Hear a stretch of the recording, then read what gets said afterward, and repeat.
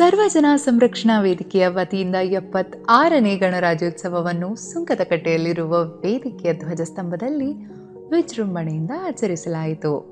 ಕಾರ್ಯಕ್ರಮದಲ್ಲಿ ವೇದಿಕೆಯ ರಾಜ್ಯಾಧ್ಯಕ್ಷರಾದ ಕೆ. ಹರೀಶ್, ಜಿಲ್ಲಾಧ್ಯಕ್ಷರಾದ ಕೆ. ವಿ. ನಾಗರಾಜು ಮತ್ತು ಜಿಲ್ಲಾ ಉಪಾಧ್ಯಕ್ಷರಾದ ಬಿ. ನಾಗರಾಜು ಸೇರಿದಂತೆ ಪ್ರಮುಖ ಪದಾಧಿಕಾರಿಗಳು ಭಾಗವಹಿಸಿದರು. ಈ ಅದ್ದೂರಿ ಗಣರಾಜ್ಯೋತ್ಸವದ ಆಚರಣೆಯಲ್ಲಿ ಸರ್ವಜನ ಸಂರಕ್ಷಣಾ ವೇದಿಕೆಯ ಎಲ್ಲ ಸದಸ್ಯರು ಭಾಗವಹಿಸಿ ಕಾರ್ಯಕ್ರಮವನ್ನು ಯಶಸ್ವಿಯಾಗಿ ನಡೆಸಿದರು. ಕಾರ್ಯಕ್ರಮದ ವಿಶೇಷ ಆಕರ್ಷಣೆಯಾಗಿ ವಿನಾಯಕ ಶಾಲೆಯ ಮಕ್ಕಳು ರಾಷ್ಟ್ರಗೀತೆ ಹಾಡಿ ಭಾರತ್ ಮಾತಾ ಕಿ ಜೈ ಎಂದು ಘೋಷಣೆಗಳನ್ನು ಕೂಗಿದರು. ಶ್ರೀನಿವಾಸ್ ಮಾತನಾಡಿ ಸಂವಿಧಾನದ ಮಹತ್ವವನ್ನು ವಿವರಿಸಿದರು ಹಾಗೂ ವೇದಿಕೆಯ ಪದಾಧಿಕಾರಿಗಳಿಗೆ ಶುಭಾಶಯ ಕೋರಿದರು.